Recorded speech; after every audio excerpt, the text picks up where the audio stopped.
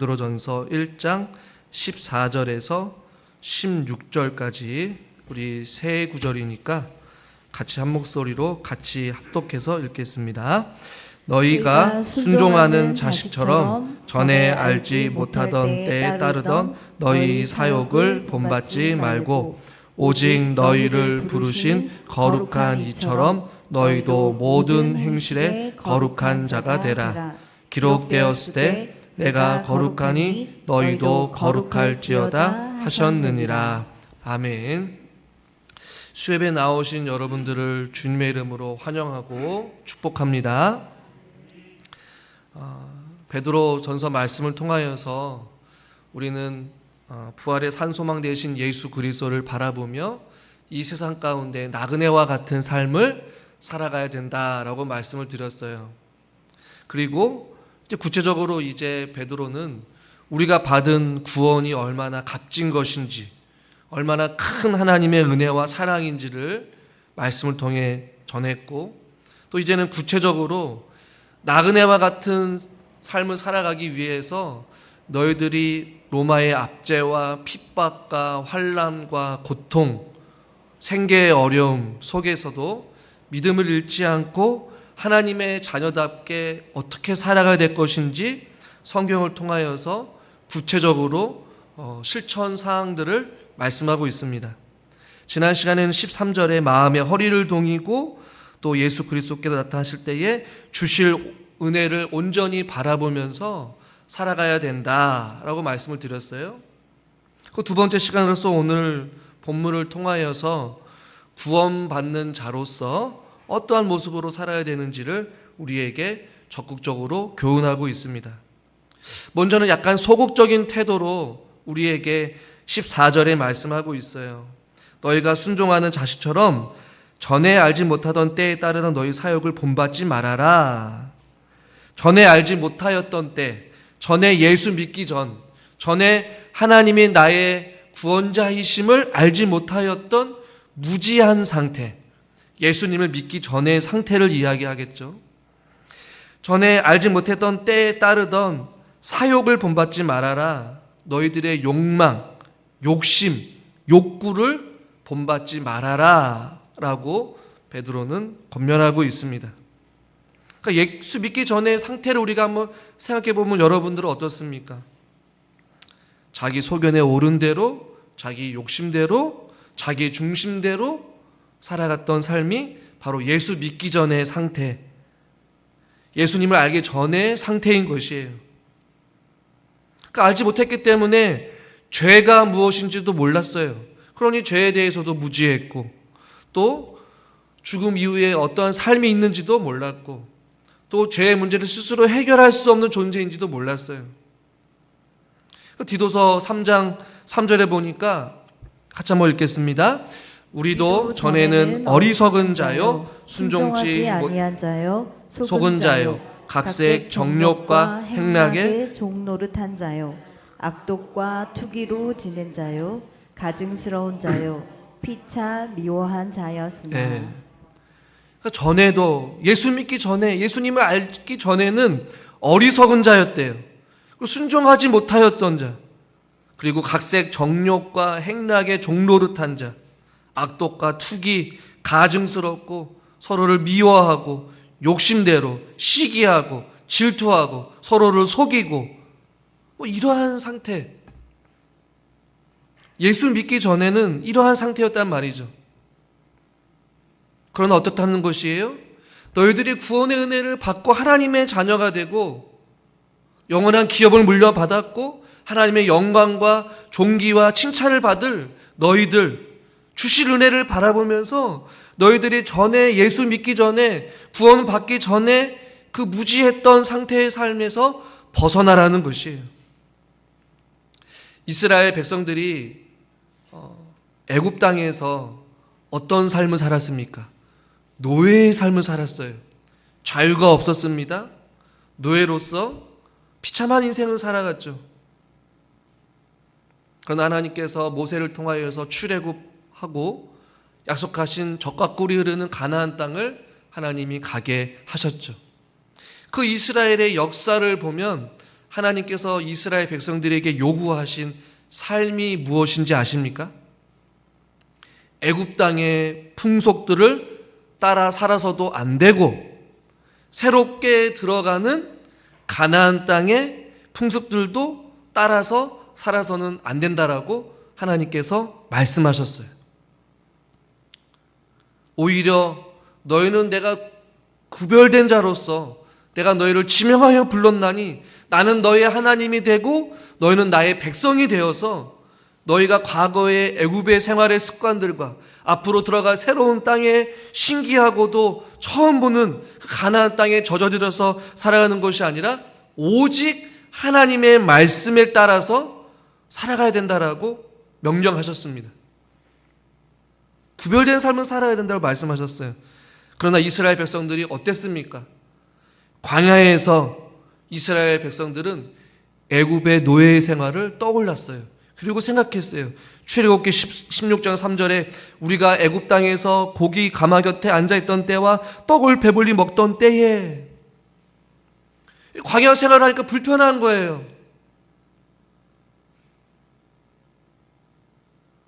그러나 보니 이사하고 움직이고 살아가는 추위와 더위 속에서 움직여야 되는 그런 생활이 불편하다 보니까 차라리 노예 생활을 하면서도 따뜻한 고기 가마 곁에서 앉아서 떡을 먹으면서 배불리 먹었던 그 옛사람이 자꾸만 생각나는 거예요.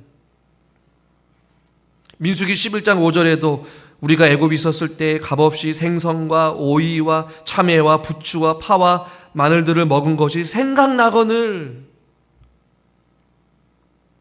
이때는 노예였지만 생선과 오이와 참외와 부추와 파와 마늘들 생각나는 것이에요. 뿐만 아닙니다. 가나안 땅에 들어가서는 여러분 어땠습니까? 그들이 하나님의 말씀을 잘 따르고 살지 못했어요. 신기한 새로운 문화에 젖어들어서 하나님이 주시는 태평성대의 은혜를 누리고 적과 꿀이 흐르는 가나안 땅을 정복하고 그들이 지파별로 각자 주어진 삶 속에서 하나님의 은혜로 살아가고 하나님을 따르고 하나님만 바라보며 살아가야 될 그들이 가나안 생활에 젖어드는 거예요. 그들의 문화를 따르고 그들의 생활 풍습을 따르고 그러다 보니 그들과 함께 우상 숭배를 하기 시작합니다. 바알신을 섬기고 아세나신을 섬기면서 하나님을 섬겼어요. 하나님의 은혜를 누리고 하나님 앞에 선택받은 주의 거룩한 백성들이 과거의 생활의 습관에 또 가나안의 그 땅에 젖어들어서 그들의 삶이 변질되었다는 것이죠. 그래서 베드로는 너희는 하늘나라에 속한 자로서 이 세상에 살아가면서 알지 못하였던 그 사역을 본받지 말고, 즉 무엇입니까? 너희를 주장했고 다스렸던 그 정욕을 벗어버리고 예수님을 믿고 나서 이제는 예수님을 본받는 삶을 살아가라는 것이에요. 순종하는 자녀가 되었으니 14절 너희가 순종하는 자식처럼 하나님의 자녀가 되었으니 이제는 정욕을 따르지 말라라는 것이, 옛날로 돌아가지 말라라는 것이에요. 죄악된 본성으로 살아가지 말라라는 것이에요. 에베소서 4장 22절에 너희는 유혹의 욕심을 따라 썩어져가는 구습을 따르는 옛사람을 벗어버리고, 예수 믿기 전에 그 생활의 방식들을 벗어버리라는 것이. 자, 골로새서 3장 9절도 같이 한번 읽읍시다. 옛사람과 그 행위를 벗어버리고, 그 행위를 벗어버리라는 것이. 죄악된 습관들, 예수 믿기 전에 왕년에 내가 살아갔던 그 생활의 모습들을, 방식과 생각과 사고와 모든 생활의 방식들을 벗어버려야 된다는 것이. 예수님을 믿고 난 후의 삶과 예수 믿기 전의 삶이 거의 유사하다면 그 사람은 온전히 예수님을 만나지 못한 사람이거나 구원의 은혜를 경험하지 못한 자일 것입니다. 예수님의 십자가의 구속하심의 은혜를 경험한 사람들은 이제는 나는 죽고 내 안에 그리스도를 사는 믿음 안에서 사는 그 믿음으로 살아가기 때문에 옛사람의 그 어떠한 삶의 생활의 방식을 벗어버리고 새로운 사람, 새 마음, 새 영으로 새롭게 된 삶을 살아갈 수밖에 없는 것이. 그러니 베드로는 당연히 너희가 전에 알지 못했을 때 그 생활은 잊어버리고 회개하고 돌아서고 십자가에 못 박아버리고 옛 자아는 죽고 하나님께 주신 새 마음과 새로운 피조물이 되어서 살아가라는 것이. 자, 보십시오. 본받지 말고 15절 말씀을 같이 한번 읽겠습니다. 오직 너희를 부르신 거룩한 이처럼 너희도 모든 행실에 거룩한 자가 되라. 전에 알지 못하였던 그런 상태에서 너희를 부르신 거룩한 이라고 말씀하고 있어요. 하나님께서 그들을 죄와 사망 가운데서 불러 주신 것이죠. 건져내어 주신 것입니다. 구원하여 주신 것입니다. 그분은 거룩하신 분이셔요. 그래서 바울은 그의 서신서에서 곳곳에서 동일하게 말해요. 고린도후서 7장 1절에도 육과 영의 온갖 더러운 곳에서 자신을 깨끗하게 하라는 것이. 디도서 2장 12절 13절 같이 한번 읽어보겠습니다. 우리를 양육하시되 경건치 않은 것과 이 세상 정력을 다 버리고 근신함과 의로움과 경건함으로 이 세상에 살고 복스러운 소망과 우리의 크신 하나님 주 예수 그리스도의 영광이 나타나심을 기다리게 하였으니. 아멘. 이 세상의 정력을 다 버리고 근신함과 의로움과 경건함으로 이 세상을 살라고 말씀하고 있어요. 너희는 이 세대를 본받지 말고, 이 세대를 본받지 말아야 되는 것이. 그분이 거룩하시기 때문에 우리들도 거룩해야 한다는 것이. 왜냐하면 저와 여러분들은 그분의 자녀이기 때문에 그렇습니다. 거룩해지기 위해 생활 방식을 바꾸라는 것이. 여러분, 거룩하다라는 것이 무슨 뜻입니까? 그것을 굉장히 단순히 도덕적인 의미로만 생각해서는 안 돼요. 그리고 우리는 거룩과도 멀게 느껴지는 그런 생각도 해서는 안 돼요. 이 거룩하다는 건 따로 놓다, 구별되다 혹은 분리되다 아닙니까? 우리는 이 세상에 살아가지만 이 세상과 분리된 삶 혹은 구별된 삶, 이 세상에 속해 있지만 이 세상에 속해 있지 않는 것처럼 살아가는 삶을 살아가는 것이 저와 여러분들의 삶인 줄 믿습니다. 쉽지 않아요. 어려워요. 세상 사람들과 다른 삶을 우리가 살아가야 되는 것이. 데살로니가 전서 4장 3절에 보니까 하나님의 뜻은 이것이니 너희의 거룩함이라. 하나님께서 저와 여러분들에게 원하시는 것은 거룩함이에요. 4장 7절에도 하나님 우리를 부르심은 부정하게 하심이 아니요 거룩하게 하심이니 계속해서 거룩한 삶을 강요합니다. 하나님이 처음 사람을 지을 때 하나님의 형상대로 지으셨습니다. 하나님의 형상대로 지었다라는 것은 무엇이에요? 닮아갔다라는 것이죠. 하나님의 형상대로 고귀하게 우리를 창조하셨어요. 레위기 19장에도 보니까 나 여호와 너희 하나님이 거룩함이라. 레위기 11장에도 보니까 너희도 몸을 구별하여 거룩하게 하고 땅에 기는 길짐승으로 말미암아 스스로 더럽게 하지 말라. 45절은 같이 읽죠. 나는 너희의 하나님이 되려고 너희를 애굽 땅에서 인도하여 낸 여호와라. 내가 거룩하니 너희도 거룩할지어다. 아멘. 레위기는 거룩에 대해서 계속 말씀하고 있어요.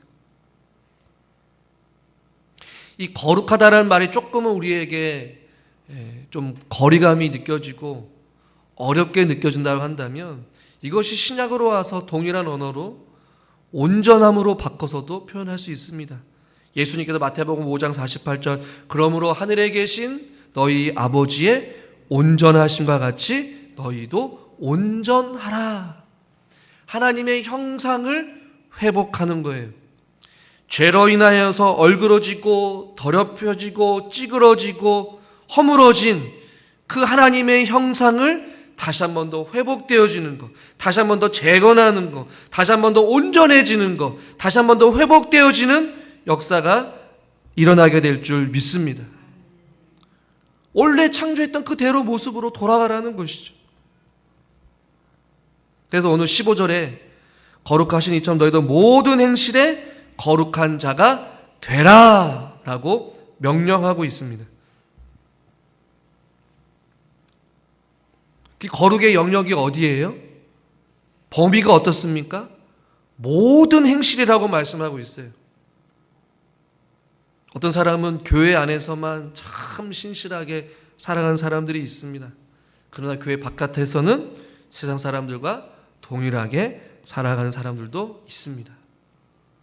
우리는 교회 안에서나 교회 바깥에서나 가정 안에서나 또 누구를 만나든지 간에 저와 여러분의 모든 행실에 있어서 온전하여질 수 있기를 주님의 이름으로 축원합니다. 모든 행실은 우리의 총체적인 삶의 방식을 이야기해요. 우리 전 인격을 이야기합니다. 우리 생활의 전부를 이야기하는 것이에요. 여러분, 거룩하지 않는 세상에서 거룩하게 살아가는 것이 쉬울까요? 어려울까요? 쉽지 않습니다. 거룩하지 않는 세상에서 거룩하게 살아가는 것은 쉽지 않아요. 우리는 하늘에 속한 자로서 이 세상에 살아가는 것이 결코 쉽지는 않다라는 것이에요. 흐르는 강물을 거스러 오르는 여러분 연어들을 보십시오. 물줄기를 따라서 그냥 헤엄치면 얼마나 편해요. 더 빨리, 더 편안하게 갈 수 있어요. 그러나 그 산란을 위하여서 흐르는 강물을 역행해서 점프를 뛰면서 죽어라고 역주행합니다. 마치 우리의 신앙은 그런 것이에요. 거룩하지 않는 세상에서 하나님 앞에 구별되어서 따로 생활하는 삶을 살아가야 되니 얼마나 힘들겠어요. 쉽지가 않습니다. 세상의 손해를 봐야 돼요. 가치관이 다르고 다른 결정을 해야 돼요. 평범하지 않은 인생을 살아가야 될 수도 있습니다. 희생과 또한 두려움과 어려움 속에 살아가야 될 수도 있어요.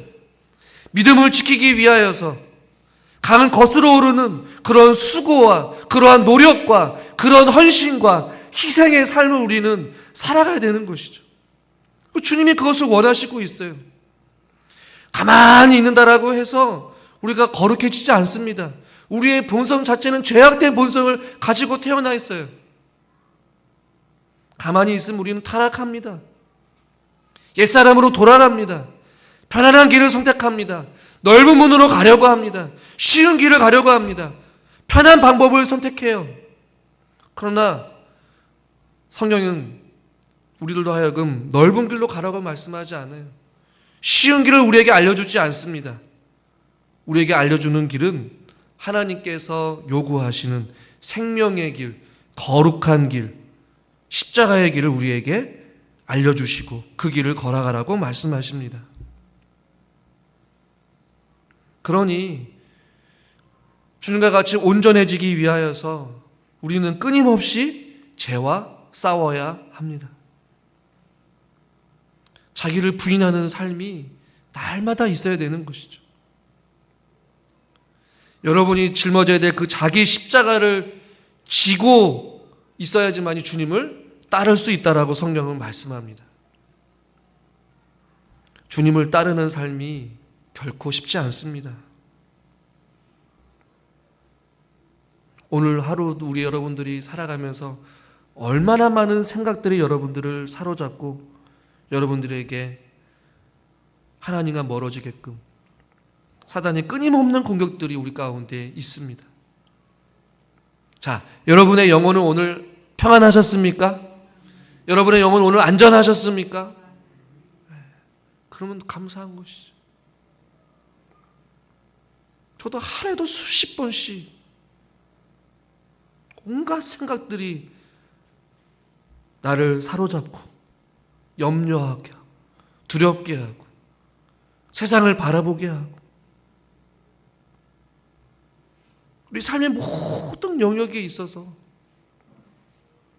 호시탐탐 우리의 영혼을 무너뜨리려고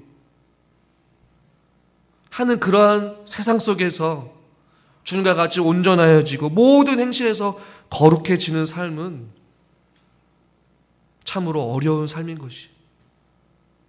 그러나 성경은 그 삶을 살아가라고 우리에게 요구하십니다. 왜냐하면 오늘 성경에도 말씀하고 있죠. 16절에 내가 거룩하니 너희도 거룩할지어다. 내가 거룩하니 너희도 거룩하고 내가 온전하니 너희도 온전하여 져라. 그 형상을 회복하고 주님을 닮아가라는 것이죠. 여러분, 그렇다고 우리가 막 거창하게 삶 가운데서 정말로 거룩한 삶을 위해서 우리가 뭔가를 대단한 것을 해야 되느냐? 그것이 아니에요. 여러분의 삶의 그 작은 습관의 변화부터 우리는 시작되어야 됩니다. 옛사람의 어떠한 죄악된 습관과 생각과 판단과 어떠한 사고와 우리의 언어 생활과 상대방을 바라보는 어떤 시각과 뭔가 문제를 판단하거나 결정하거나 뭔가를 할 때에 그 기준과 그 절대적인 잣대가 나 중심이 아니라 하나님 중심에서 그것을 바라보고 판단하고 결정하고 우리의 욕심과 우리의 마음대로 생각나는 대로 언어를 사용하는 것이 아니라 하나님 아버지가 주시는 그 마음과 생각을 가지고 상대방을 대하는 것, 그것이 교회 안에서나 가정 안에서나 만나는 모든 이들에게 우리의 삶에 변화가 있어야 되는 것이죠. 요한복음 17장 17절 같이 한번 읽겠습니다. 그들을 진리로 거룩하게 하옵소서. 아버지의 말씀은 진리이다. 진리이다. 아멘. 오직 진리가 우리를 자유케 하고 진리가 우리를 거룩하게 하십니다. 사랑하는 성도 여러분, 그러므로 우리는 말씀 앞에 서야 되는 줄 믿습니다. 그리고 그 말씀대로 살아가야 될 때 그 말씀이 우리를 거룩하게 하고 그 말씀이 우리를 온전하게 하는 것이. 옛사람은 계속해서 말씀으로 깨달아서 죽이고 그 말씀의 능력으로 변화받고 성장하고 성숙되어지고 열매를 맺어서 우리의 삶이 온전해지는 것이 주님을 닮아가는 것이에요. 말씀을 듣지 아니하고 인간의 노력으로 거룩해질 수 없습니다. 주의 거룩한 보혈만이, 오직 진리만이 우리의 삶을 변화시키고 온전케 할 수 있는 것입니다. 우리가 기도 제목으로 삼읍시다. 주여, 주의 진리의 말씀으로 나를 온전케 하여 주시옵소서. 말씀을 통하여서 나의 죄악된 생각들과 죄악된 행동과 죄악된 언행을 주여 용서하여 주시옵시고 그 어리숙하고 연약한 나의 모습들을 말씀을 통하여서 깨달아 알게 하여 주시옵소서. 그리고 그 말씀을 통하여서 나를 변화시켜 주시옵소서. 주님, 내가 20년, 30년 교회 생활하고 믿음 생활했지만 여전히 내 생활이 바뀌지 아니하고 여전히 내 기도가 바뀌지 아니하고 여전히 우리의 가정이 바뀌지 않고 있는 이 상황을 주여 용서하여 주시고 하나님의 진리의 말씀으로 다시 한 번 더 우리를 변화시켜 주셔서 우리가 주님을 더욱더 닮아가고 주님이 거룩하신 것처럼 우리도 이 세상에 살아가면서 하나님의 영광을 드러내는 거룩한 삶을 살게 하여 주시옵소서. 그럼 여러분, 다른 것을 사모하기보다 우리가 온전하여지기를 사모합시다. 목사인 저도, 앉아있는 여러분들도 시간이 흐르면 흐를수록 끓이면 끓일수록 진국이 되듯이 우리의 삶이, 우리의 연륜이 나이가 들면 들수록 더 겸손해지고 더 온유해지고 할렐루야, 더 사랑하고 사랑하려니까 아멘이 점점 작아지죠. 미워하지 말고 흉보지 말고. 저도 이제 한 해가 조금씩 달라가다 보니까 이게 생각이 조금씩 바뀌게 돼요. 여러분, 시대가 점점 거룩하지 않는 세상에서 우리들은 살아가면서 거룩하게 살아가는 것은 더 어려워질 것입니다. 구체적으로 말씀은 못 드리지만 지금 한국 교회에도 정말로 존경받았던 그 목회자의 어떠한 연약함이 지금 목회자들 사이에서 이슈가 되고 있어요. 또 이름 들으면 알만한 교회들 안에서도 또 문제가 일어나고 있어요. 그 모습을 보면서도 제 자신을 돌아보게 됩니다. 목사이기 전에 하나님 앞에 한 성도로서 주님 앞에 신실하게 살아가는 것이 쉽지는 않구나. 나도 저렇게 될 수도 있다라는 그런 두려움이 있다 보니까 말씀 앞에 서서 모든 행실에서 부끄럽지 않고 하나님 앞에 사람에게 잘 보이는 것이 아니라 하나님 보시기에 거룩하고 신실한 하나님의 사람이 되어야 되겠구나. 사랑하는 성도 여러분, 우리가 새벽마다 누가복음을 나누고 있는데 외식하는 자들, 바리새인들, 서기관들을 보면 늘 드러나는 모습, 남에게 보이는 모습, 높은 자리를 사모하고 남들에게 인정받고 섬김을 받으려는 자리를 사모하지만 예수님의 삶은 그게 아니었어요. 늘 언제나 낮은 자리에서 온유함과 겸손함으로 섬기는 자리, 사랑의 자리, 소외된 자들을 찾아가고 병든 자들, 고통당하는 자들에게 늘 언제나 관심이 있었어요.